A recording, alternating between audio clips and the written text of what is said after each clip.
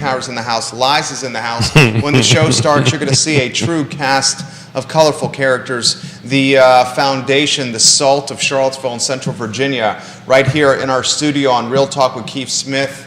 Folks, give the show a like and a share anywhere you're watching. We'll talk restaurants and some breaking news from the restaurant scene here in a matter of moments. Candace is always ready to rock and roll when she's on camera in front of a microphone talking about real estate and anything Charlottesville related. And Virgil, I cannot wait to have Virgil on this talk show. First time I'm meeting Virgil in person. I feel like I've known Virgil for quite some time. I've seen him on this network a number of times. Keith, how you feeling before we start the program? I'm feeling great. I'm sipping my coffee, which I have today, which I did not have the last show that we did, so we're going to move along, and I'm looking forward to talking to my brother from another mother, and we did business together, became friends, and unfortunately we're like family now, so he stuck with me.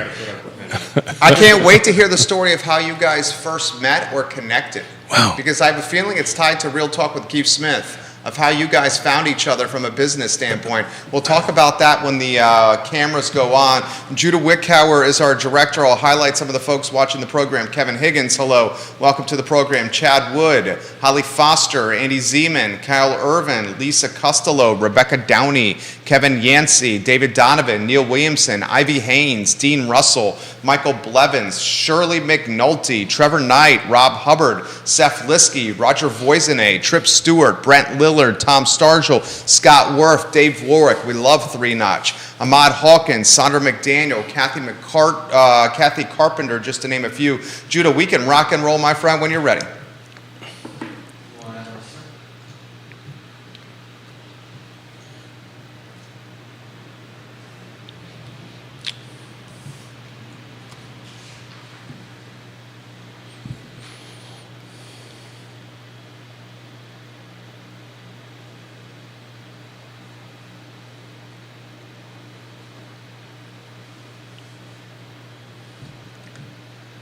Good Monday morning, guys. My name is Jerry Miller, and this is Real Talk with Keith Smith. Thank you kindly for joining us from our downtown Charlottesville studio here, a show presented by Yes Realty Partners. In a matter of minutes, we're going to break some news on Real Talk with Keith Smith, another fantastic restaurant in the mix, and this fantastic ecosystem we call Charlottesville, Albemarle County, and Central Virginia.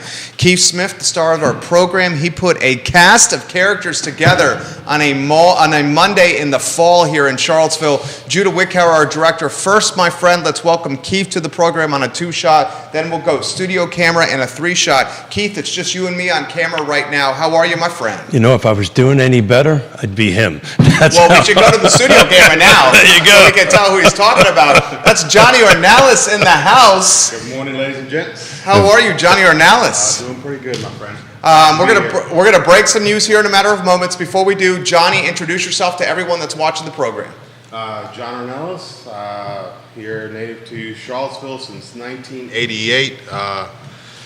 We've been fortunate to have Charlottesville take us in. My parents, we came here in 1988. We opened up Guadalajara Mexican restaurant with a bunch of other family members, and we've been successful here in the area, and we just keep moving on. I got my wife, teacher of Albemarle County Schools, 3 children, one at PVCC. He's almost 21 here in January. And then my 2 little ones that keep us busy all day long. How young are the little ones? 6 and 4. Oh, good Lord. Yeah. God bless you. Yeah.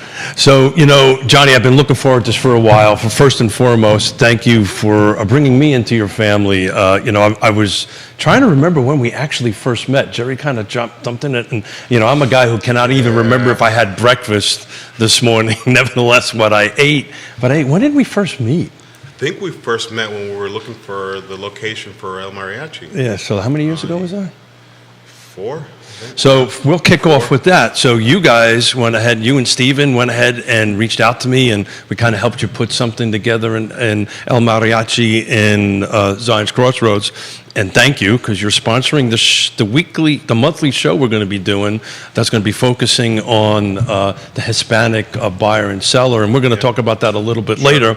But tell us a little bit how things are going with El Mariachi, because you guys are rocking it, right? Yeah, You guys are crushing it. We're staying steady out there. You know, Zion's Crossroads, that's been a potential for quite some time. My dad he lives out that way, and he saw potential in the area. So he's been scouting the area for many, many years. And, you know, about four and a half years ago, we finally decided to pull the trigger. My brother Steve, he's the one that led the charge. And I believe we met with you, and it was Dan Conquest that were doing the search. And That's then, right. Yeah. So that was a big risk, right? Yes. You guys took, because 4 years ago was just before COVID, Yeah. right? 4 years ago, Zion's Crossroads was kind of shifting. You kind of reached out and asked me where you should be, and that's where I felt we needed to be to go ahead into growth. And I think the proof is in the pudding, Yeah. because I was trying to stop in the other day to get dinner. I was driving, and I were driving home from Richmond, and there was a line at the door, and I went, I love them, but I'm going home. Yeah, no, the Chris Henry Group helped us out there. I recall that, and you were, nose to the grindstone out there for us and helped us out with a lot. Just don't tell anybody I actually work. Shh. People are gonna expect it. But we've got some great news forward, because we just wrapped up something literally on Friday. This is sizzle reel waiting to happen. Mark So- this timestamp here, Judah Yeah, Wickhouse. so we have, well, I have a new endeavor that I have taken. Guad has been my life here in Charlottesville through my parents and family members, and mariachi was a step, into that next part of our life as family, parents and brothers. And now it feels like I can take this next step. We are going to be opening a new restaurant in West Main Street, right at the Flats building, and this one's actually going to be more me. So I'm going to touch more on who I am and what I like and what Charlottesville's turned me into as well. So we're going to, this one's going to be Mexicali, and we're going to do a California style based restaurant. California and international. As we know here in Charlottesville, there's a large amount of people, and we got friends from Venezuela, Honduras, Salvador, and then we also have our local friends. So this one's going to be more of a community restaurant as well. So I'm gonna dig down and do our tacos, more traditional California style items that we do. And then I also have a great person that has joined me is River Hawkins. So he is going to be a big person that's going to be let loose. We'll see how far, but let loose. I love you, River. And he's going to help us with the bar and the decor. So, and then as far as community base, I have talked, and I feel that Charlottesville has helped us with the community and the people around us, just like Keith and Jerry, and how Virgil and Candace are starting to try to help us out here. And so I have pulled different contacts here. The family with Arepas on Wheels is going to be joining us, doing a certain dish that we're going to be able to provide at the restaurant that's going to be coming from them. I've talked to Vision Barbecue to have some items that they can bring in and we can use at the restaurant. Dino's Pizza, Inca Grill. I've got other people in line. So I want to bring those businesses and incorporate them into my business and showcase them in my business, not just take the credit for it. And I feel that that way we can draw our community together and have a successful restaurant, and also, have the community have a taste of everything that we can do in that location. That's breaking news right there on Real Talk with Keith Smith. Johnny Ornelas just broke news. He's opening in the old World of Beer location. Mexicali, the name of the restaurant, a California style and international style restaurant. It's going to have traditional California style tacos, River Hawkins of the Bebedero is Yeah. going to be involved with the bar scene. He has one of the best outdoor patios in the city of without Charlottesville. doubt. He has tens, I'll conservatively put it this way, thousands of foot traffic potential patrons within spitting distance of this restaurant. He's going to be making his own tacos that he's going to outsource for purchase to not only other restaurants, Yeah. but customers can purchase these tacos. And you should put in perspective, because we've had this conversation over a cocktail at Vivace. Put in perspective the making of the tacos and what goes into this, the equipment that you're buying here. Yeah, so that's one thing I left out. So we are going to be making our own tortillas there on site. Yeah, tortillas. We're going to be I'm purchasing a tortilla machine, which the purpose of it is going to be to make it for the restaurant. But I also want to do like your fresh daily tortilla. I want to integrate it with some of these local restaurants. There's a niche for it here. And it's not just local restaurants, it's everybody. So if you want to have a party at your house and you want hot tortillas, eventually you're going to be able to get it through Grubhub, DoorDash, or any of those sites. You order it, it comes in a container, it's going to be hot, you don't have to do anything else to it. You can go through and do your function at your house or your wedding or anything. So we want to be able to deliver to some of these local restaurants that want that item to either integrate or use it as their new item for their restaurants. And we hope that that part of the business will bring the community together and will actually expand and help the restaurant succeed. So I know two things. Yes. One, I'm going to eat really, really well. And two, I'm going to have a really good cocktail. Yep. After that, you had me. So, Well, I was down. But talk about this. How do you spell the name of the restaurant? it's MEJICALI. There you go. That's being asked on the feed. Keep going, Keith. So a lot of talk- questions So here. talk about that, the machine that you bought and how you're going to sell this to other things. 'Cause it's much like the Marie Bet model, right, with the baguette. So if you go to restaurants, they have their baguette there. Is that kind of the vision that what you Yeah, guys the are gonna vision do? is that, I've talked to, like I said, I've talked to different people like Vision Barbecue and Dino's Pizza and Because it makes a difference, right? Yeah, it's going to make a big difference. And also, they've also talked about integrating that product into their business. So it's something that, we just started. We're just going to pick up the keys. So that machine is, it's not it's an cheap. investment. Yeah, it's a $10,000 machine. Right. They go higher, but given the space, that's what we're going to get. In the future, if the business grows in that, then we could open another sub area for the tortilla machine and actually do a higher production of tortilla for the area. Comments are coming in very fast right some here. Some of your business model, though, is because you have all these students around here. Talk a little bit about that, because we had a great conversation about how you were planning to serve those. Yeah, so the students, they're at the Flats and at the Standard is across the Standard street? across the And street. then, They're everywhere. Yeah. So there's like 3,000 students just You're in the within the three epicenter buildings. right Just here. in that area. So, we're also planning on doing like lobby delivery for that area. The students are going to be studying, they're going to be doing whatever they do during the course of the day. They can place their order online, they can get it in their lobby, and then there is some other potential for the corner to bring in more business from there. That's we're trying to figure that out still.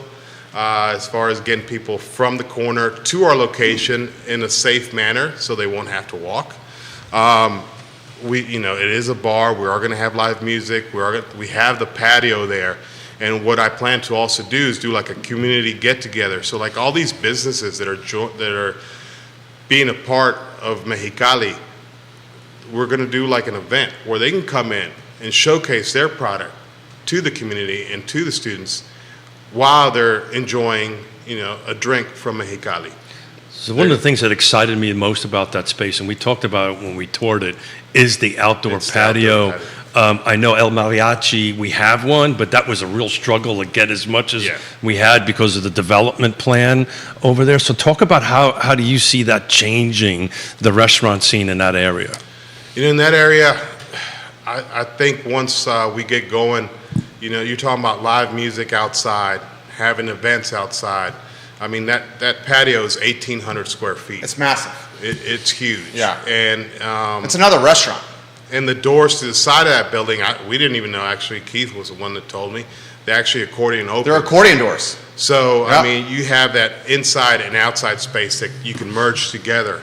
You know, and They're all not set up have- with the heaters and everything out there. Isn't Yeah, there heaters there- out there? I believe there is. Yes, there. there's 2 fire pits already out there in Yep. that area. There's a stage that's already hooked up for anybody to just come in, set up, and plug in and play. So it's just the I know this location capability. inside and out. You have parking under the building. There's parking. Yeah, there's nobody knows that there's 50 Yeah. We should talk- spots. we should There's talk about 50 retail spots There you go. in the parking garage right on the side of that building. You know, years ago, me and my wife used to go, and the first time we went, it's like we didn't know where to park. You know, everywhere in that area is restricted, but you have 50 spots in the There it back. is. You also have the lower parking area right there at Amtrak Station. Now it's just quickly with an app that you can, And it's a you- straight walk up right up Yes, the set of straight stairs. walk right now. up set of stairs. And we're also looking into the parking spot in front of that where it used to be Sweet House, the cupcake shop. Yeah. Possibly doing something in the evening. They don't use that in the evening, so possibly we could use that for capability of using parking that in the evening. So the comments are coming in faster than I can keep up here. Ladies and gentlemen, I want to highlight some of the viewers and listeners that are giving Johnny Ornalis props. Stacy Parmenter, watching the program. You're going to have to help me with her name. Maria Escalona, Yes. watching the program. Brian McDonald. Carolina Medina, watching the program. Veronica Torres, giving them some props. Holly Foster is asking in Henrico, when is the grand opening date? Hold that answer right there. Vanessa Parkhill's watching the program, has a question for you. Miguel Cordine watching the program. Cindy Calvin watching the program. Ricardo Cruz Duran watching the program. Miguel's giving you serious props right now. This question's coming from Spencer. Will the bank of TVs stay for the restaurant? That's the second question. Here's a third question that's coming for Johnny Ornalis. Is the stage inside going to stay? The fourth question for Johnny Ornalis. What are we going to be doing for trivia in the restaurant? Because that was a big spot for Trivia World of Beer. So let me see if I can recap all these for you here. You got the bank of TVs. You have trivia. You have, I've already lost it. Indoor You have the stage. I wrote it down. stage. Indoor stage. It's Indoor right stage. And what was the first one? That was That was the a grand team. opening. Oh, The grand grand opening. opening. Why don't you start with grand opening? Yeah, so grand opening, being we just were able to get into the building, we're hoping it's going We're to not be quite there yet December. because your useless realtor hasn't given you the keys yet. Yeah. So we're looking December. Late December, we're going to be, you know, River and I, we have to get in there and transform the place to make it funky and fun for everybody to come into. The bank of TVs, that's kind of back and forth. It's depending on what kind of vibe we get in there. There is still some TVs in there. We're probably going to keep there's a large screen TV in there. We're trying to find that balance between keeping it family, student friendly, and then local friendly. I'm trying to, like I said, keep it as much community base in there. Yeah, the stage is going to stay inside. We're actually going to be modifying that area so there's more seating area around the stage area, and also where we can remove the seating area to have more of a kind of light dance area there for whenever, you know, we can get DJs in there or any small bands in there, standing area in there. What was the other one? That was it, brother. That was it? You got it. You got a grand opening TV. Trivia and trivia. Trivia? Oh yeah, we could probably get trivia in there. Yes. Yeah. I got. Honestly, why not? I know this space inside and out. I personally have some questions, and we'll get to the viewers and listeners. Questions are coming in faster than I can keep up right now. Vanessa Parkhill, I promise I'm going to ask your questions. Grayson, I promise I'm going to ask your questions right here. Jonathan, I promise I'm going to ask your questions as well. I want to highlight Nicholas Erpy watching the program. He's giving you some props. Local media watching the program. Kevin Yancey in Waynesboro. Greenwood's in the show right now. The Taps. World of Beer was known for a boatload of taps right there. What's the plan for that bar? And by taps, I mean beer taps Yeah. for the viewers and listeners. The beer taps, we're going to keep probably about a third of that. Damn, that's a lot though. It's still a lot, even Yeah. that. I mean, how many we're is still that? under discussion. There's 80 taps in So that you're going to thing. have 20-some taps? Possibility. We're looking That's into, awesome. We're looking into maybe adding some, wine taps in there, some mixed drink, like pre-mixed drink, you know, the house kind of concept on it. We're still playing with that idea. And then also the beers. You know, we kind of want to keep the traditional beers and also tap into some of these local places that, you know, like I said, I'm trying to keep everybody together here. I'm not trying to Well, separate in anybody. augmenting that bar a little bit and where the stage is, you have Yeah. an opportunity now for more families to come in and sit down on that. Right now, the current space is kind of limited on Yeah, that, it is right? limited. So On we the are, from the inside. stage side, we are reducing that bar slightly. We're probably going to be losing about 8 stools, 10 stools. But I mean, right now as it stands, there's about 40 stools in there. So It's got one hell of a kitchen, though. the kitchen is ready to rock and roll. Vanessa Just gotta clean Parkhill it up. says, I appreciate the consideration in regards to parking. I'm going to emphasize this yet again. There's 50 spaces at the bottom of this building for parking, and oftentimes they are not taken. Furthermore, my wife and I frequently eat out at the restaurants in Midtown on West Main Street. Finding parking on West Main Street is not difficult at all. It is a myth, the parking situation. I'll throw this to you. For me personally, any interest in turning it into like a soccer football, I'm talking soccer here, epicenter, because that seems to be lacking in the city since the closing of the Shabin. Yeah, it does lack. Like I said, we're planning on keeping some of the TVs in there. We're gonna probably do like we did at El Mariachi, start feeling the flow of how everything's functioning, and you know, we could always add it in there. I don't have an issue. I mean, I like soccer. I mean, football. But it also could I be like like a all- time thing, right? Yeah, it also could be a time thing. You know, we might not, you know, getting off the ground, we might not have everything completely set up. My focus is on the food and getting the food right for everybody. Because, like I said, it is me. We're going to have these, you know, home style salsas there that I'm going to be very particular about. The tortillas as well, because we're going to be investing in this large machine that, you know, we have to have that stuff on point. And all the marinades and everything that have to be correct. So, and River is going to be handling the drinks. So the other items, as far as TVs and what we're going to be showing on them and trivia, you know, if we get more flow in there, asking for that stuff, I don't have an issue with putting it in there. You know, just like the outside. I mean, I wouldn't mind having like a kid, you know, once a month kid weekend on the patio for, you know, have families coming in, have somewhere to go. They can walk up and down West Main, and you know, they can have a fun day. You know, That's like a perfect transition on West Main Street, you know, Yeah. as far as between the university and He's the, and the Midtown. mall. That's the midpoint of Midtown. That is Midtown. Literally, yeah. I call it the Bermuda Triangle because it's just like everybody kind of stays in there or stays away from there. With you opening this restaurant, I don't think it's going to be the Bermuda Triangle for long. No. Because I think this man is going to complement Continental Divide, Maya. He's going to complement. You got Guajiros there too. Help me with the restaurants on Midtown. I mean, it's a fantastic stretch. Yeah, Guajiros, Continental Divide, Maya. Black Cow El Chop Barco. House. Yep. You got Publix. Publix. Yeah, Public, the Fish and Oyster, Yeah. Dan Kaufman, Is it Tavern or Oak Market? Heart. Oakhart's next to that, Yeah. that's right. Yeah. And then the one that's just changed the name. What's the one that's next to Albemarle Bacon Company? Then you got Orzo. So pretty much The from, one that used to be the station? Or- yeah, I can't remember the name of it. I can't think of it. It's changed, just recently Yeah. changed. But you're kind of tying the two ends together. You're going to crush it, dude. The big thing is getting out the myth about parking. I mean, there's 50 spots underneath there, and then you can park over by the old Amtrak, over by the Amtrak station, and Yeah, I mean, walk now up. Amtrak's just an app. You just, download the app and punch in your time and you're set. You're ready to roll. Chris Smith giving them props. Javier Contreras giving them props. Evelyn Tejada giving them props right now. Show's on Evelyn. fire. Brian McDonald giving them props. Stacy saying she went to high school with Johnny Ornalis. We're having like a high school reunion right here on Real Talk with Keith Smith. Literally 2 media outlets watching the program right now. Kevin Yancey says, look at the local breweries. This is going to be fantastic. A rising tide is good for all ships. He says he loves your Fontaine Avenue location. Thank you. This is big time news here. Before we welcome Candace and Virgil to the program here, Johnny Ornalis, put a bow on what you're doing here. The who, what, when, where, why, one more time for the newest brand in the Ornalis family of restaurants.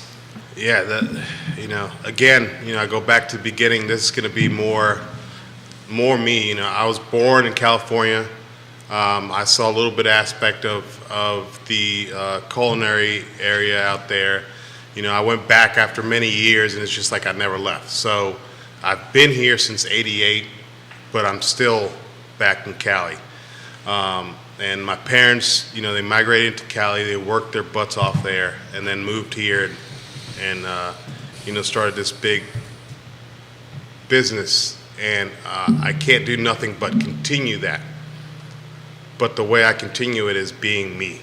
So nothing against anybody else, but this is just being me and what's going to make me happy and what's going to make my family happy and hopefully what's going to make the community happy. So, this brand it's a lot of heart, and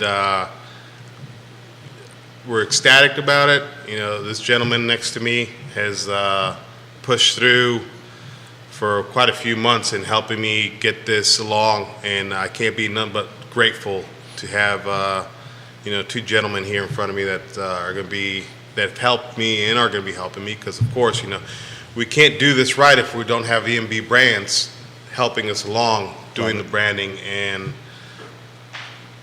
just helping us do things right. In the words of the late great Christopher Wallace, Biggie Smalls, I'm going back to Cali, Cali, Cali. Johnny Renales, Mexicali. Johnny, just want to publicly say thank you for letting me help your family. It was an absolute honor, and many more to come. Oh yeah, many more to come. But thank you very much. Thank you, sir. Family matters, and thank you very much for letting me help your family. I have a feeling the first patrons of Mexicali are going to be right here on this set. Jumbo margaritas, tacos, burritos, desserts. Judah Wickhauer's got an appetite of 5 men. I don't know how he and never gains a damn pound. And doesn't gain any weight whatsoever. Like He's going to be there as well. We don't like him. And tacos are his spirit animal right there. We will go. support you. This man is the best. Thank you, Johnny Renales. Thank you, Thank you, guys. Johnny. I'll let you sneak out this way, but let me We'll go hug to the up. studio camera there, Judah Wickhauer. That's the breaking news right there on Real Talk with Keith Smith. The World of Beer location is now going to be a California-style and international-style restaurant. River Hawkins will run the bar. Johnny Renales running the show. Fresh tortillas. He's got a $10,000 tortilla machine he's purchased. He's going to be making tortillas day of. It's going to have one of the best outdoor patios in Central Virginia. This is the family behind El Mariachi and Guadalajara. This is Johnny's show to run. I think he's going to crush it. I think he's absolutely going to crush it, Keith. And his family has agreed to sponsor this next segment, which is going to be a recurring monthly segment. We're going to be focusing on the Hispanic buyer and seller. We're very lucky now to have 2 of my fellow board mates on NARRAP, and we're going to let them introduce themselves and tell them a little bit about NARRAP, what it stands for, what we're trying to do, and hopefully, I see Virgil has all kinds of data in front of him. Hopefully, we're going to go ahead and geek out on some data because I love data. But we're going to let ladies go first. So, Candace, please introduce yourself. Thank you. Always such a pleasure to be here. Thank you for having me. My name's Candace. I am the owner of the Buy and Sell Seville Team Realtors with RE/MAX Realty Specialist. And NARRAP, National Association of Hispanic Real Estate Professionals. It kind of rolls off the tongue now. It is amazing the information and value that is coming to the Central Virginia area through this program, and I'm extremely blessed and pleased and happy to be a part of that. I know we've talked about it before, but realistically, the opportunities, the education, and the creativity that we're bringing about to this area for people who may or may not be originally from the United States, or the people that are of Latino background, there's tons happening. So this is exciting to be able to be a part of it. Love to have you here. Virgil?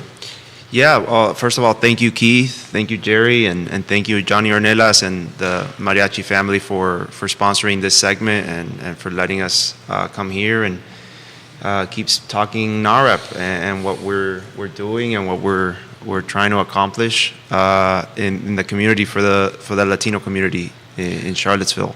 I think we're going to also close the deal here, and we're going to get back to this. Todd Rath of Blue Toad Hard Cider says, Johnny, contact him if you need to sell draft equipment.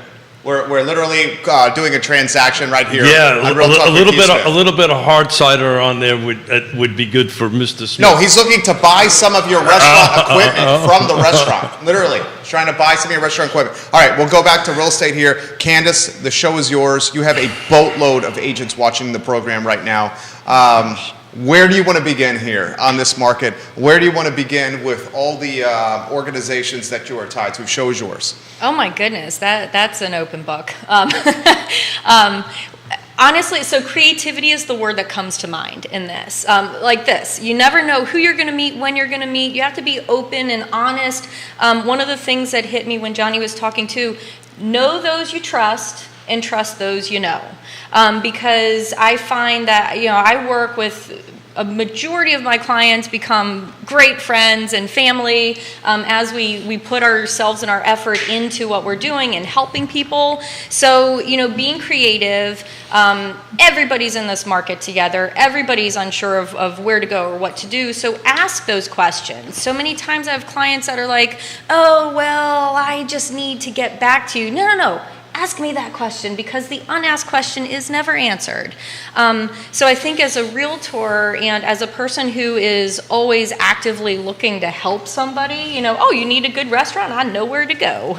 You need a, pest company, call Stephanie. I need help with. She's watching. I know. She's always watching. Neil, reaching out to these people that we know and trust and value, their resources and their education and their experience, that's what we do also. And that's why we're such a valuable asset to our clients, but it's because we really love it. I love what I do in helping people, no matter if it's where to go to get dinner or where to go for financial information and wealth building. NAHREP, kind of tying it back in, their Hispanic Wealth Project. So much information out there on it, and it's just exciting to get to do this. So that's a natural segue into Virgil and the question I want to ask Virgil, right? Sure. Hispanic consumers will account for 70% of all first-time home buyers over the next 20 years. Mm-hmm. So that's how large this buyer profile is increasing. Yeah. It's going to be 70% of it. So talk about why is that, and how can NAHREP and how can we as real estate professionals help the Hispanic community achieve this awesome goal of being 70%? Yeah, I think one of the things that they're talking about a lot is age right now. Hey, I'm sitting right here. Yeah, sorry, Keith. And I don't know the exact figure, but the age for first time home buyers is around the 30s, early 30s. Yeah, it's growing. And it's growing. Hispanics are right there. So the average age for Hispanics is 30 years old, where the non-Hispanic counterparts are at 38. So we're younger, and we're ready to buy, and we're leading the charge in that regard. So I think that's one of the main reasons why we might be the leading group purchasing homes in the years to come, and not only homes, like purchasing businesses, purchasing financial assets. I think there's a very big opportunity to be linked with the Latino cohort right now, because we're just getting started, and I think it's not just, hey, let's be together just to be together and support diversity. There's an opportunity to grow the economy by growing the Latino community everywhere. Yeah. So Candace, back to the second half of that is, how can NAHREP and how can we as real estate professionals help achieve that goal, right? There's 72 million millennials. That's just this 30 some odd plus range that are in the buyer's market right now. Oh, by the way, boomers is about the same number, and we're kind of fading off, and you guys are picking up. So how can we help navigate that? And it's been my experience with the Hispanic buyer, they are concerned a little bit about interest rates, but not really. And they tend to bring a lot of cash in multi-generational families. So there's a lot to unpack there, but jump in there and in each version, Yeah. whichever version you want to Yes, so tackle. of course, all accurate. One of the things that hits me is, again, education. I am like, let's geek out on some education. And the best place to get education is through asking questions and talking to people with the experience, right? So we've got a wealth of experience here. One of the drivers of wealth in the NAREP, one of the NAREP wealth management things is home ownership, and this is pretty interesting. So there's home ownership, there's business ownership, and then there's financial assets. Those are kind of the three pillars that we kind of look at. In general, I think anybody looking, no matter what age they are, there's education, there's either going right to work, there's buying owning a business, there's owning a home, and then there's this way to diversify into different financial assets, right? So education, one of the things, home ownership versus renting, it's 27 times the drivers of net wealth. I mean, that's incredible. Business ownership is 5 times, and different diversity in financial assets and non-cash assets is 10%, but 27.4 times the wealth management that you can get through home ownership versus by renting. So it's interesting. I have found, and my dear friend is sitting offset to my left here, that the Hispanic community gets that. And they get it very quickly, that home ownership is the quickest path towards financial independence, and your 27.4 number kind of proves that. And to add to what Candace is saying on the education portion of it, that's where it really starts. And especially since we're a younger population, I think there should be a big push in our community to get the late teens, the early 20-year-olds to go and to get a degree, to get educated, because a report came out that the Latinos with a degree are making 79.5% more money than those without. Or they're making 79.5% more. Like their income is almost 80. Significantly more. Significantly more. And there's a lot of talk right now how the whole college life is very expensive. Is it even worth the whole getting a loan, all this stuff? At least for right now, the Latino population, it is still very worthwhile. And if you start, Because they live at home, usually when they go, so they can afford it a little bit more. Exactly. There's a lot of financial from even the government that supports Hispanics going to school. I mean, me personally, I had a lot of, because my mom earned below the medium income for our city. Like this is the way I grew up. I was able to lean on some of those government programs and funding got me through college. And I feel like that is the first step to get this younger generation to keep moving forward, to making more money, to probably buying homes and getting to that part. We should highlight what's happening here. Mi madre es cubana. So Mima and Papi came from Cuba when my mom was in the 3rd grade, and they went from an upper middle class lifestyle in Cuba before Castro took over and implemented a communist dictatorship in Cuba to coming to Miami, hotel maid, my grandma, and ditch digger, my grandfather. And my mom was put in an English speaking school without being able to speak English in the 3rd grade. And I saw firsthand how that next generation really started emphasizing financial practices that created wealth for the family. We should highlight this. What's happening in the Hispanic community is the first generation that came here was fantastic at working hard, building wealth, but may have not had the Americanized ways of taking the wealth that was built through hard work and compounding that wealth and truly growing it. That next generation that was growing up in American schools, speaking bilingually, and often the translators for the parents, was learning the hard work while also picking up the financial astute strategies to build and compound and grow generational wealth. Virgil, I'd love to throw that to you. I saw that firsthand literally with my family, with my mom and what she provided for Mima and Papi. Show us yours on that. Yeah, no, absolutely. And my parents came, we got to the U.S. when I was 7, they were in their 30s. But it's that same mentality. All they know how to do is work. Work and save. Work and save, yeah. And we're risk takers. We're entrepreneurial. And that's why we left Cuba in the first place. I'm originally from Cuba as well. And we like to take risks because we like to push our families forward, and that's ingrained in us. And in all of the Latino community, I feel like we like to push the envelope because we got out for a reason. We came here for a reason, and I think we're here to keep growing. And I feel like that is an overwhelming majority of the Latino population thinks that way, and that's why we see that we're the leaders in growth in the United States. 13% of all businesses in the United States are owned by Hispanics. Yeah. Hispanics open up businesses at 1.7% times, Yeah. faster than non-Hispanics. And what Absolutely. do? They employ, Yeah. they put money back into the neighborhoods. They buy houses. They buy houses, maybe Yeah. 2 houses, hopefully. Yeah. So that's exactly, I wanted to jump in real quick because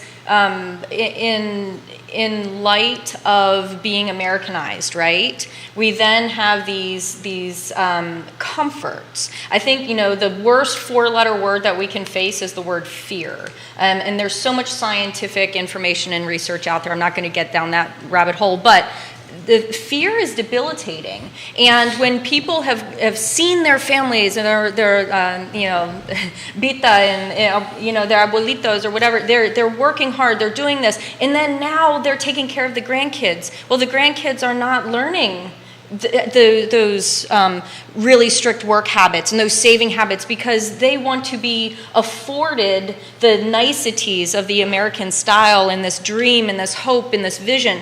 Well, my biggest thing now and what I try to instill in my kids and my clients and my family, because most of my clients are not native to the state, to the America, and is that education. The taking away that fear, the risk reward proposition, the education and experience and the value of working hard and getting that back in, like Johnny was saying too. Bring the family, bring the kids, bring everybody, and let's have this community of information and value proposition that, yes, I still want to work hard just like Grandma did. So 14% of all the sales in the Hispanic sales in the United States were multi-generational. Yeah. And we've gotten away from this. My ethnicity is Irish and Italian. My mother's both sides, my mother and my father were all first generation, right? On that end of it, same kind of concept. They came over, worked hard, and kind of moved and on. Saved, yeah. And saved on And that. now, like my generation, and millennials, the generation that came after those that got us here, they, like Jerry said, they saw the hard work. And now we went through the system that they didn't go through. We went to the college system. We went through the American system. Like the white American is very wealthy for a reason because they understand the system and they've been understanding the system for a very long time. There it is. We should highlight this. But we are just getting started in understanding this. And our population is growing. We're young. We're learning, and we're taking those hard work values, like Jerry said, and now we're using the knowledge that we've all learned that's there And for our multiplied it. taking and multiply it. Yeah, And because that is tied to that work ethic that Latino brings, that's why we're outpacing everybody else. Because now we know. It's not that difficult, And right? it goes back to Candace's point. What It's is about, difficult? It's about knowing. It's extremely difficult. It's difficult. It's working your ass off. Yeah. But we're It's okay with extremely it. difficult. Yeah, we're okay with it. Yeah, That's we're totally what it is. That's Yeah. the difference. Yeah. right? Poppy died with $20,000. Beeman Poppy died with Yeah. $20,000 total. Yeah. And when they died, they in their will is like $10,000 for Jeffrey, my brother, $10,000 for me, and could only be allocated for college tuition. But We I'm- couldn't even take it without going. You Yeah. get this money if you go to college, and it has to be used for college tuition. That's how much education was important to Oh, them yeah. when they died. But I want to push back a little bit on that because we talk about this on the show. Not much pushback on education, but we talk about on the show all the time the lack of skilled labor, right? With that, my little brother, I call him doctor. He's a trim carpenter in Richmond and makes more than most doctors make, right? So there is this huge vacuum, right? And we're in the real estate space, right? And part of the problem with lack of inventory is regulatory requirements, so on. But the other reality of it is there's nobody to work. Yeah. Right.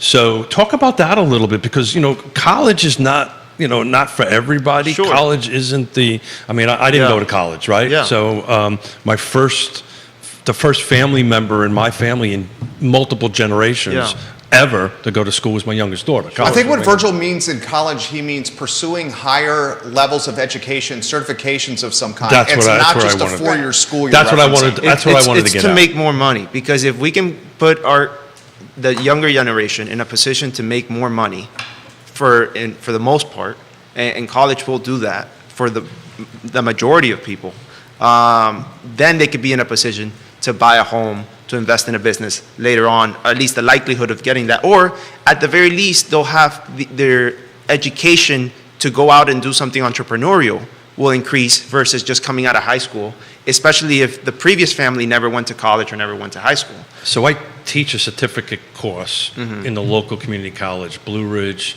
PVCC. Haven't done it actually since COVID, but prior to COVID, I did it quite often on it, and it was basically designed to take a carpenter or electrician from a single person and grow their business. Every single person in that room Yeah. was Hispanic. Yeah. Wow. Everything, and they want to say, okay, what do I need to do to grow my business? You know, simple things, understanding that, you know, how much does fully labored burden rate Yeah. cost, right? If I hire you, what is just simple, basic business stuff, and brought their family members Yeah. who spoke English, because I Right. can barely speak English myself on that, but I think I also want to like touch on that point of like, yes, we do need a labor force, and I agree with you 100% on that. And I think there's a lot of technical like jobs, you know, carpentry, things like that, that we need more of. But you know, why do the Hispanics have to be on the forefront of that? I feel like we take a very small percentage of the general population in the United States. and it's the and I feel largest like, portion of that. you know, without a doubt. like there could be more incentives for the non-Hispanic if they to also come into that labor force. So do you picture. know why? It's Jerry's exact point. You have to work your tush off. Yeah. And they Well, will work. Virgil, go ahead. Candace is Virgil's saying, and Candace, throw it to you here. Anywhere you want to go, because I know you got a take on this. It's important to change the stigma, and Mima and Poppy and my mom emphasized this to us. You don't have to, if you want to start a company, it doesn't have to be, and there's nothing wrong with this, but it doesn't have to be a blue-collar company that you can start. You can get into branding. You can be an attorney. You can get into medicine. You can get into finance. The world is your oyster, as long as you take this ethic of working that we instilled in you and put it to wherever your passion lies. That's the point he's trying to make here. Absolutely. It can be in any level of work. Candace, Yeah. anywhere you want to go here. Yeah, no, I mean, I love listening to you guys. I love being a part of this because I think in watching it, everyone watching, like, yeah, you know, they have their own comments. I'd say education, you know, some of the biggest points of education for me are understanding, obviously, your passion, because if you're passionate about something, you're going to put more of your own effort and you can have that visualization and goal setting. And then the risk for that end goal is not as scary because you're really manifesting it, right? So, for example, you know, I come from the restaurant industry originally. I come from construction and then the restaurant industry and then kind of merged the two to become a realtor to help people. But the education, and I love helping people with their own small business or their business needs. As Johnny could tell you as well, having employees, and you might be the best contractor ever. However, you can't physically do everything yourself, so you have to manage people. Well, you might not be a good manager. You know, how do you keep your employees happy? How do you keep your, you know, all businesses are all the same. I'm looking at my notes. But, you know, product in, goods and services rendered. Product in, product out. Clients or customers taken care of. Employees, needs, wants, and interests taken care of. And all at the same time, I love, you know, my my father-in-law, Craig, he was amazing, and I learned so much from him through the years. And I don't care what you gross, what do you net? Because if you're putting out this effort, this energy, and helping your employees, and you have this wonderful team, and now your business is sinking because all you're doing is helping other people, well, you also have to have the education, experience, and wherewithal to help yourself so that you can help other people. And again, I'm like looking at Johnny over there, like, yes, in the restaurant world, you really need a lot of hands, but you also need to manage all of that.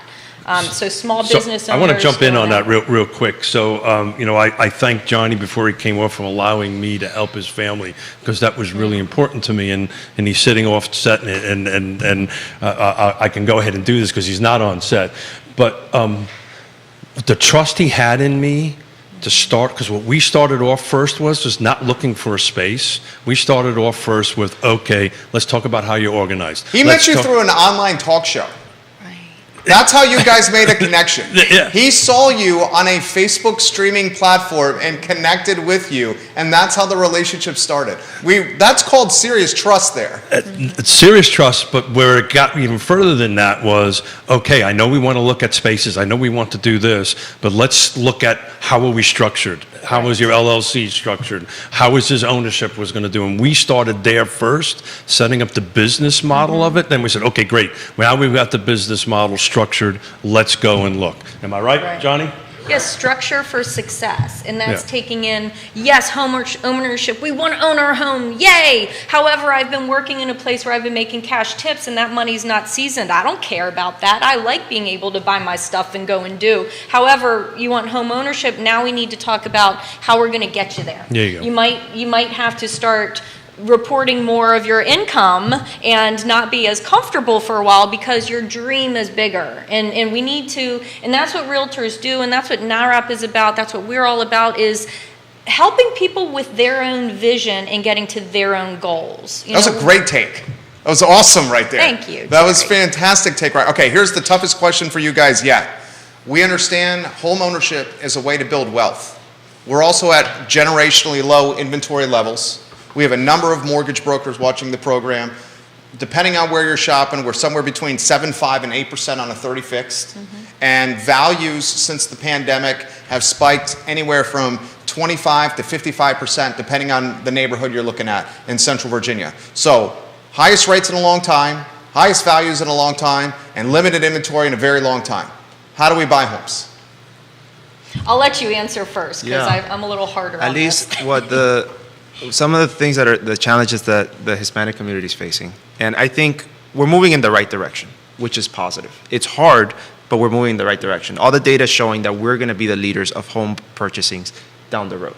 So, that's not stopping, it's slowing us down, but it's not stopping us from moving in the right direction. But I think one of the big things that they're talking about right now, I think, and NARAP is very involved with this on a national level, is is the second, like the second mortgage market. So like most lenders sell their loans to Fannie Mae, Freddie Mac, things like that, right? And they have policies in place that were set in place many, many years ago that maybe don't work the same way today. And one of the reasons is a lot of people today not only are making more tips, but are doing their own businesses on the side, have things like Instagram, that they're self-employed, they're doing 2 jobs. So their income stream is not just paychecks, which is what Fannie Mae and Freddie Mac were used to back in the day, where most people were just making money off of paychecks. Like a W-2 kind Like of a thing. W-2 type of thing, right? So things have changed, and Fannie Mae and Freddie Mac have not changed. Well, to add to that, it's the 1099, right? Because Exactly. it's a self-employed. This is not anything nefarious. These Yeah. are legitimate businesses that Exactly. they have 1099. And if you're a 1099 employee, It's more difficult. it is Yeah. extremely Yeah. difficult. Yeah. But we're Go ahead. entrepreneurial. So, and that's a clear blockade right there to home ownership. And I think if we start working towards, getting involved at a government level, at a public policy level, and, to start seeing change in these policies, then lenders are going to be able to lend more money because they won't have to follow those strict rules that Fannie Mae and Freddie Mac are putting out. I also think a huge advantage, and Candace, you pontificate on anything you want. I mean, you crush it. You always crush it on this program. I think the generational household is going to be a very key to success for anyone moving forward, where you could potentially pull it. resources financially in a it. very difficult home buying market, where it right it's there. kids and parents potentially living under one roof, maybe in a bigger house, but still pulling financial resources to purchase that crib. Anywhere you want to go, Candace. Before you answer, I'm going to add to that. That's how we're going to get to 7. That's how Hispanics going to get to 70%. They're not afraid. They'll work together as a family. They'll save. And they understand, okay, this is temporary. Eventually it's going to change, and then the whole family will be together in one house, and then over time they'll start peeling off, and we'll sell more houses. And I think they will be trendsetters, Oh, yeah, without this doubt. demographic, Yeah. because other socioeconomic demos will see this might be the path to ownership, and the Hispanics will be trendsetters in leading this charge. Amen. And I also think that there should be, I feel like there should be a push as well for lending companies to offer incentives to minorities. There's already incentives in place for public officials, right? So police officers, healthcare workers, UVA students, and because the percentage of not just Hispanics, but blacks, all Asians, all of the minorities are so low buying homes. I feel like that should be a reason to incentivize those communities to buy homes with credits or things like that, just to give to any little thing helps, right? And especially the Hispanic community that is growing at such a large pace and pushing that at a large pace. You give a couple incentives to that population, that's going to grow your business as well. I think it will help everyone. Well, Virgil, that starts at the regulatory level, which is pretty high up the food chain. But Candace, how can we help at the local level to make that magic happen? Yeah, I love the word incentive and incentivization. I'd say too, realistically, and just being, like me or not, doesn't really matter. Get down to what you really want. Do you really want to own a home? Well, you might need to go a little bit further outside of where you're currently looking. And if someone's not willing to give a little bit, then, you throw the life vest in the water. And if someone's not willing to take it, then you know what? Take that life vest and let somebody who's willing to take it, be reeled into the boat. So I'd say, realistically, the hard and true fact is if you need X price and X size of a home with certain, standards, there is inventory out there. No doubt. I'm telling you, all over the place. However, if someone's mindset is stuck with, yes, I want that, but I also want to be in walking distance to 7-Eleven, well, then you know what? Make your priorities and your goals a reality, and then we can help you. Because there are incentives out there. There are programs out there. I always tell my clients, the individual qualifying for the loan has to, match that product, but the home itself, the location, the size, the condition, has to actually match the financial ability that the individuals have. So we may have multi-generation, and I've seen this too, where there are multi-generational households where they go, yes, we're getting free child care, however, I don't want to live with my parents anymore, so how can we do this? Well, go a little further out and have an accessory dwelling if the price point matches your needs. So I think people realistically, there are resources here, there's incentivizations here, there's thankfully now loan programs for ITIN and that here. Go out there, and if you find the home that fits your needs and it's 5 miles up the road further than you want to go, you know what? Maybe your priorities aren't in the right place. And being honest with yourself and honest with your trusted realtor and lender and those people trying to help you, that's the only way to succeed. So that's where I think some people may not like that, but it's the reality. As professionals, we have to be honest with our clients first, and then and set the expectations and be honest with it. A little pivot here for a second. 13% of all the real estate agents right now are Hispanic. Our loan officers are Hispanic. So 13% is going to service 70%. That math doesn't work. Does not Right? work. So Yeah. that 13% needs to climb a No, little bit. and that's a big, especially not only for realtors, but for the lending companies as well. Well, we got one of the best lenders watching right now, Ricardo Cruz Duran. Absolutely. He's watching the program. He says joining how do you say the acronym?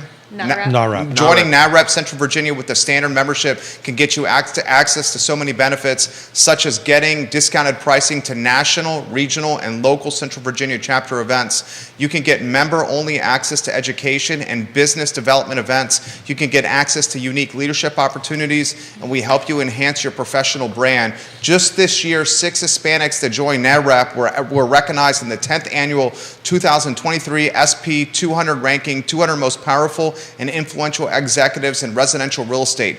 Join this organization and let's work together to make a difference in our community. And Ricardo is fantastic. I've met him firsthand. He is absolutely fantastic. I want to throw this to the panel that's coming in the feed right here. Do you see the market, and I can't count how many people are asking this question. Do you see the market changing from a rate standpoint or values becoming more affordable? I try to debunk the stigma. I do not see values dropping anytime soon. No. I want to throw it to the panel on that topic. I highlight the population increase that's coming from Amazon and the many UVA schools that are coming online with the bags of money that they're going to be coming in tow to this community. But do you guys see affordability becoming more of a reality with valuations dropping anytime soon? Well, I mean, honestly, again, I love the thought prospect of the values, but how about the values of your home? How about the values of your education of your children and your family and your wealth generation and building? How about the value of being able to let your kids go to a school? You know, I grew up around the DC area, and it was very lacking in quality education. I see that around this area and all surrounding counties, the school systems, the parks and recreation, the nonprofits, the businesses that offer events and information. You know, we're with NARAP, we're talking about getting a round table together to just meet and talk. Let's have coffee and talk in Spanish and help, you know, educate and learn and grow and offer it to the community. So I'd say the value is that we're already in a location where all of this is possible, and it's put out there for people to take advantage of. We're not in a small rural location like where my family comes from, where it was like, you know, third world country. So just putting it out there, if you want a value and you see that opportunity, go get it, go grasp it, and we are here to help in that. Pointing out what Ricardo said too, it's only $40 a year for our Central Virginia chapter to be part of NARAP and to get all of this abundance of education. So I'd say look at the value proposition in your goals, in your family wealth building experience versus the short-term monthly payment or interest rate of a particular home. So Virgil, I would love you to take a stab at that question. Before you do that, who can join NARAP? Who can join NARAP? Anybody. So you do not have to be in the real estate space. No, you do not have do to be a not. realtor. No. Jerry can join. Yeah. Anybody can join. I think it's $49 a year. It's not that much money. And what are you joining? You're joining the beginning of something that has not existed in Central Virginia, right? It's going to be a hub for the Hispanic professional, focused on real estate, but it's going to be really the hub for any Hispanic professional. And if the trend is that Hispanics are going to be at the forefront of the U.S. economy, and we're already at the Hispanic GDP last year was 3.2 trillion, I think. Like, we're the 6th highest GDP in the world, just in the U.S. Yeah. You know, so Just like, Hispanics. Just in the Hispanics. United States of America. In the United States, Yeah. $3.2 trillion. And that's gonna, what is the projection? How much is it gonna increase in the next 10 years? Do you have that data on you? I do not have the next 10 years. Well, I can say this: if 70% of it is going to Yeah. be Hispanic homeowners, going to Right. be the first time about that number is just going to accelerate Significantly. So, But to you my do not point- have to. Let's debunk this. Yeah. You do not have to be Hispanic to join. You do not have to be 'cause Hispanic I to am join. a member. But the point is that by joining this, your own business is going to grow. Correct. If you're going to be part of, you want to be part of the fastest growing sector in the U.S., so your own business could grow I'm regardless dumb, but of I it. ain't stupid. I'm smart enough. To, Exactly. to go And this ahead is like, do this that. is not, like I said in the beginning, this is not just so we all can be equal and everybody has this. This is beyond that. This is for everybody in the community to grow. This is going to grow our businesses. The lenders are going to grow. The local businesses are going to grow. The big businesses are going to grow. The university is going to grow. This is all headed into the right direction. And NAREP is going to be the hub for that professional community in Central Virginia. And that's where you're joining. So tackle Jerry's question. How are we going to do this? Inventory. Well, that's not. Prices. I'm with Jerry. I don't think prices are going to come down. Yeah. And rates may continue to go up. Then they may continue to go down. But the prices are going to go up because there's still not enough houses. We're still not close. And people are sprinting here to live. And people want to buy. And I Yeah. think it's not about. Yeah, we can kind of focus on bringing those prices down, but I think it could be more about how do we get to afford them? How do we get the population to make, because people are still buying. Yeah. And there's money out there. No doubt. Right? And And talk about the cash buyers. It was like roughly a third of cash buyers in the market. I mean, you put that data out last week. Yeah, so roughly 36% of all of the Charlottesville single-family detached homes the last quarter was cash. I can't go into some details because we just ratified a contract, Yona and I, over this weekend, but it was, let's call it in the Lake Monticello area with a 6 in front of Yeah. it that had a cash offer on Wow. the table. I can't And go like, into it because I don't want to jinx it. You know how Hispanics that are goes. growing in the home buying sector at these prices. Yeah, yeah. It's not like they're not affording these homes. You know, we're going to be in a position where we're going to be able to keep up with this little by little. So let's crystal ball this a little bit, because I think by the end of 2023, beginning of 2024, we're going to start seeing rates below 6. I really think that By the end of this year? 2024.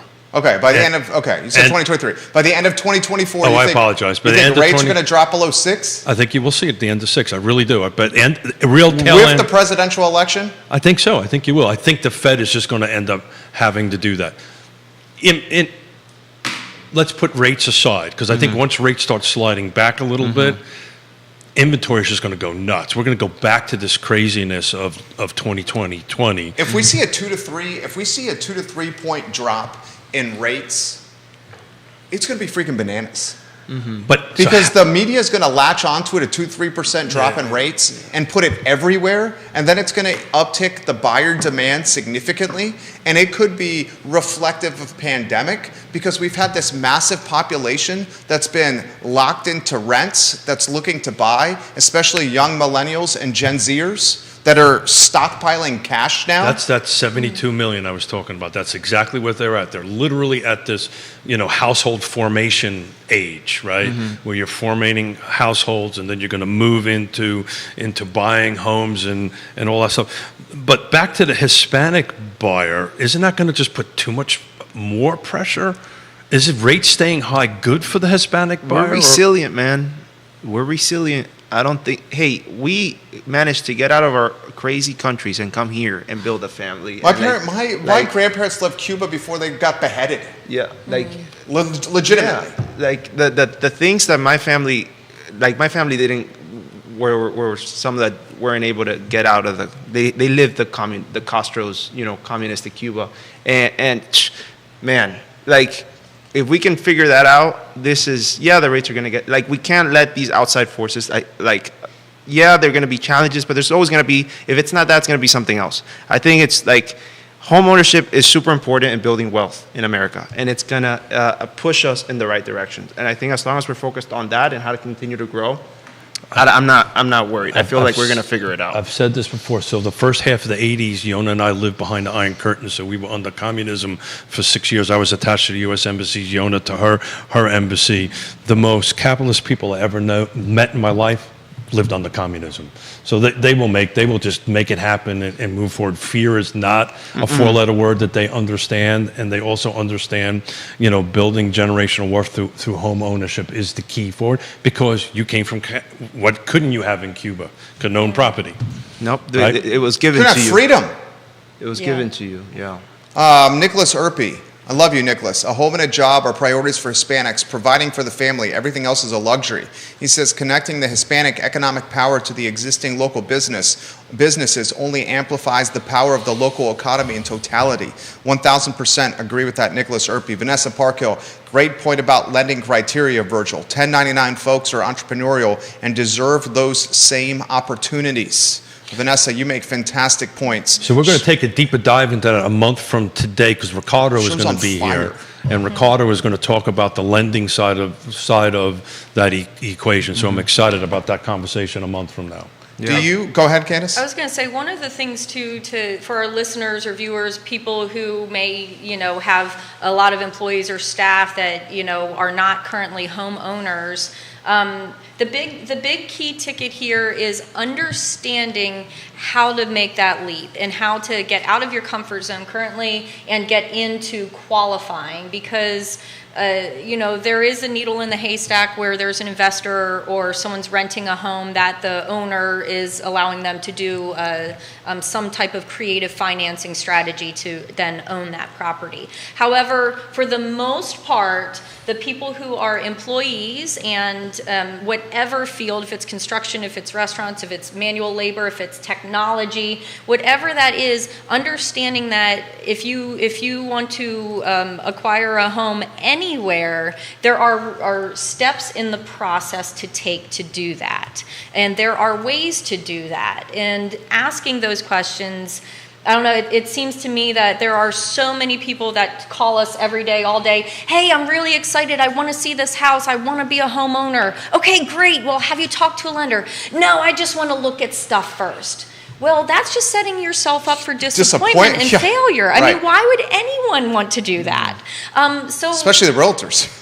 Oh yeah, I mean, let Your alone wasting time. my time. Right. It's making, you're then upset and mad, and now I've just added to you being frustrated. Bingo. That's not what we're here for. So understanding where you are today, how you qualify today. You talk about getting people in homes and values and interest rates. None of that matters if you don't know what you can do. And if you can't afford what you really want now, well, let's ask, how can we get there? And let's make those steps to get there, because if you change nothing, in 2 years, you're still not going to qualify because you didn't learn those steps. So, And you just wasted all the money paying rent, not oh my building gosh, up equity. yes. Yeah, absolutely. You guys are fantastic in a talk show setting. Fantastic in a talk show setting. You have takes and you back them up with facts. Virgil, this is first. Let's get to Ricardo's comment. He thinks the conflict around Israel is going to cause rates to slow down. Yeah. Countries are putting their money into the U.S. bond market as their safe haven, and he thinks that with this conflict, rates may stop increasing as long as there is not escalating conflict. He says we will see. That's a fine line. That is an awfully fine line. But that is kind of some of the reading I've been doing in the background on that, supporting that comment. Go ahead, Candace. So we just in September 7th, we had our economic summit for Virginia Realtors, and we are just so blessed to have Lawrence Yoon so close to this area, and one of his children went to UVA, so he comes here quite often, and we get this, talk about your crystal ball. It's as close as we can get and hope for, I think. One of the things I think is going to be really powerful, talk about home ownership, wealth management, and growing, as well as business ownership. The commercial industry and real estate, I mean, hello, talking about, finding somebody who's willing, able, and capable of having a small business or growing their business. Look at the commercial opportunities that are going to be coming and very available. So now Where's is the time. opportunity in commercial, do you think? I think all over, but really it's the wherewithal to have the understanding of how to get your business into that commercial space and realm. Like Keith said, being able to know your business plan and structure before you jump into the water, head first. Feel out the depth before you dive in. But right now is the time for people who either have small businesses that they're just running, like Virgil said too, an Etsy shop, a landscaping service, whatever it is that you're doing. How can you now make this income verification to then acquire a space, to rent a space, to have employees and all the paperwork attached to that? That's right now we need to talk to people who are interested, and then the home ownership and wealth management follows. So that's what Ricardo is going to help us with. Ricardo, I'm giving you a heads up of what you got to Yes. talk about. So every third Monday, we're going to do this, right? For the foreseeable future, we're going to sit down with the NARRAP, different NARRAP board members and start talking about the Hispanic community from a real estate perspective, or whichever way the conversation takes us. So I very much so want to thank you two guys and Johnny Offset here for specifically sponsoring. I want to thank this section. you. I think this topic matter is impactful. I think this topic matter is going to make a difference for people, and putting this topic matter in an approachable way on social media where people live is going to change lives. And I'm not trying to be over the top with that. Yeah. People live on their smartphones and on social media, and this is streaming all over social media. And how we're doing this is conversational and approachable, and it's not like in a classroom setting that can be intimidating. I think this is going to have a serious impact, guys. Well, I really do. Well, thank you. And the Catholic in me does not accept stuff like that. Who's Catholic in the room, right? We're not supposed to do that, right? But thank you for saying that. Which kind of segs me into something else. Jerry and I are going to take a heavy lift and make it light on October 23rd, because as of today, the class action suit in our industry has started. It's going to impact how we're doing our business, how we're going to help the Hispanic community, how we're going to help our clients. This is a 40-year O shift, and Jerry and I are working on a show to go ahead and kind of make it approachable and digestible. But stay tuned. This is going to be a big He's one. talking about the commissions. You guys, yeah. He's talking about the commissions when it comes to buyers and it comes to sellers. This is if I don't think a lot of people are following this news. They're not, and they ought to, because it's going to be a huge shift. I think But- another topic you should consider talking about is the Virginia realtors and how they pushed during the pandemic to allow every realtor in the Commonwealth to use essentially collective bargaining to get an insurance policy. Yeah. That is now being dismantled. Yeah, so Are you following that? You're following that news? That's going to have an impact on the industry big time, because basically the Supreme Court has said that they don't think you guys are running businesses, which I think is absolutely bogus. Are you guys following this? I have not seen that one. You should literally dig into this, because this could change how you guys are insured as professionals. So there's a bunch of questions we have to ask about that. How many real estate agents actually use it, so forth and so on. But the basics of it is that we were allowed, and our associations were spearheading this. We were allowed to create a group. Right, so the Association of Realtors is the largest trade organization by volume of people in the United States. So we were allowed to do that. Now it's starting to get walked back a little bit.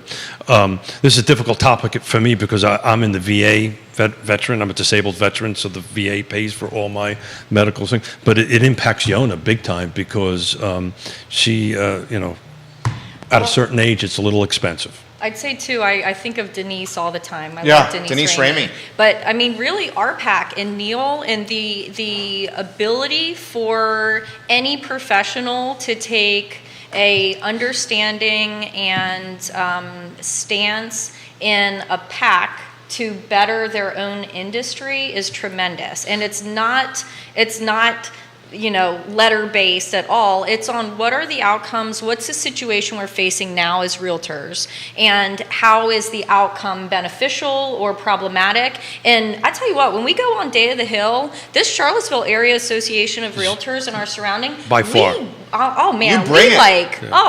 We just Usually take over. the largest, They the know smallest, us when we come absolutely. there. So I'm going to take a deeper dive into that, but I want to bring the experts like Denise. Denise was instrumental in huge. making that happen, and Neil, and kind of get two experts in here, so it's just not me, And also, I want to say too, I know Woody comes on the show all the time. Woody's love me some watching Woody. and Neil is yes, watching. I love them both.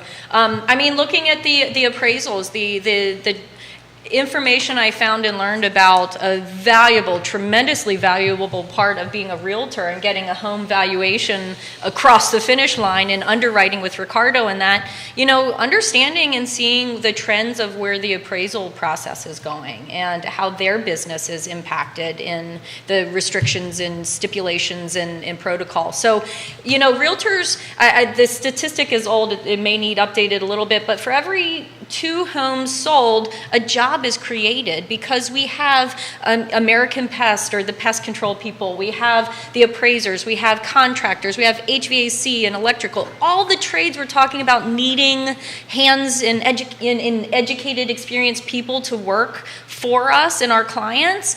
The realtor is really instrumental in keeping all of those industries communicating and on time. Closing the deal. And this is where Keith Smith says, number 2 in the Commonwealth of Virginia realtors for economic impact. Realtors. Isn't that what you were going to say right there? I'm just going to shut up. That's literally what he was going to say right there. We spent a lot And of what time else I was together. going to say after that? He was going to say, you got to stop finishing my sentences. No, I was not That's going what you're going to say as well. say that. We're national gross domestic product. Our industry accounts for 20% of that. That's from good to good. Dr. Lisa Sturtevant? Sturtevant. Yeah. Of Bright. Of Bright. Yeah. So look, we're at 11:34, And I got 11:45, and he's which got is in 8 minutes. He's got an And appointment. I'm actually prepping for it while doing the show. Yeah, here. Literally, multitasking. I'm prepping So for it. I want to thank you. More importantly, thank Johnny Sitting Offset for sponsoring this. Otherwise, without their help This and is his important, family, what you're doing here. his family's help, we couldn't be doing this. We're going to be sitting here once a month and talking about it until somebody drags me off this set. Probably Mrs. Smith will be the one that does that. But in any event, That's not happening anytime Not soon. anytime And I soon. think you two are in the catbird seat when it comes to success. With realtors, you know, the average age in car, I think, is what, 57, 58? I think it's 57. You guys are way younger than that. And you got a significant niche with Hispanic buyers on the horizon. I seriously think you guys are primed for big time success. I sincerely mean that. You got a call in 10 minutes. I have a call in 6 minutes. Thank you, guys. Judah Wickhauer, Johnny Ornalis, Virgil and Candace, Keith Smith. This is Real Talk with Keith Smith, archived online at realtalkwithkeithsmith.com. Guys, we'll have some more breaking news on the I Love Seville show in 54 minutes at 12:30 p.m. Thank you kindly for joining us. So long, everybody. Thanks, guys. Thank you. It was amazing. Amazing. Thank you, guys. We're going to grab